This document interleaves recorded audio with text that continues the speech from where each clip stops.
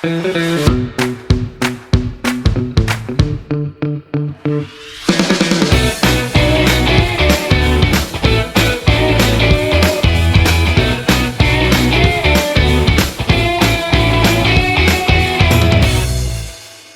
welcome. I'm John, and today we are going to talk about the grocery store top 4.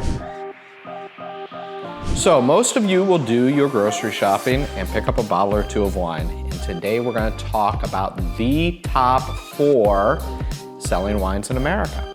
So these are Sauvignon Blanc, Chardonnay, both white wines, and then Pinot Noir, and Cabernet Sauvignon, both red wines. So we're gonna go over to the tasting corner. We're gonna talk a little bit about each of these. The first thing that you're gonna notice about Sauvignon Blanc is that it's very pale in color, very light colored. When you smell it, you'll smell kind of lemons, lighter flavors, maybe some green apple. But as you're tasting it in your mouth, you are really gonna start to get a lot more of that tartness. Think lemonade, grapefruit juice, you're gonna get that. And the thing that you will notice generally is most of these in the grocery store are gonna come from California, generally coastal California, so it needs to be a cooler spot. Moving on to Chardonnay. This is going to be more of a golden color. And on the nose, you're gonna start smelling things like apple and like tropical fruits. So think of like pineapple, and sometimes you're gonna get a buttery smell.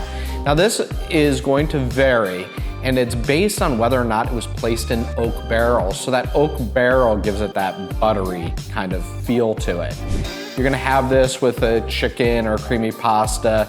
And because it has a slightly thicker skin, this can handle slightly hotter weather than kind of Sauvignon Blanc. So think about Sonoma Valley, so like a little bit further in the interior, not much in the interior, but a little bit of California. The next wine, Pinot Noir. So this is a very, very light red color. You're gonna smell red fruits. And when I say red fruits, I mean like strawberries and cherries. And then depending on the Pinot, maybe some kind of earthier notes.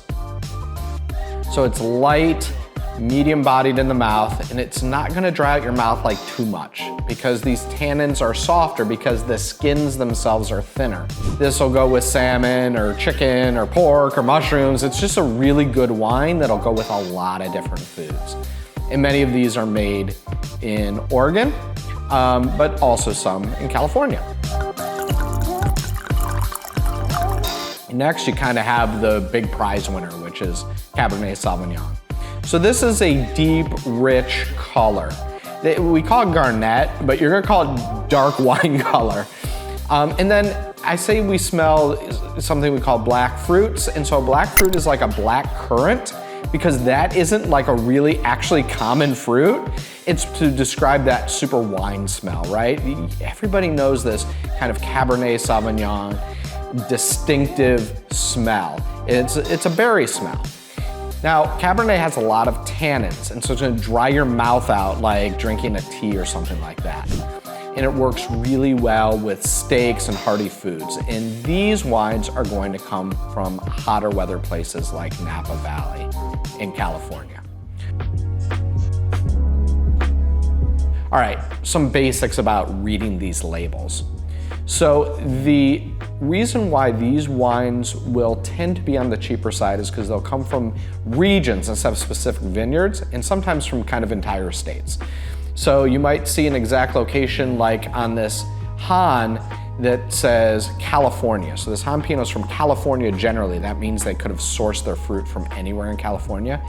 And contrast that with this J. Lohr wine, which is from Paso Robles. So it's from a more specific place in California. Now look at this Cupcake Chardonnay talks about Monterey County, as opposed to the Kendall Jackson Sauvignon Blanc, again, which is generally from California.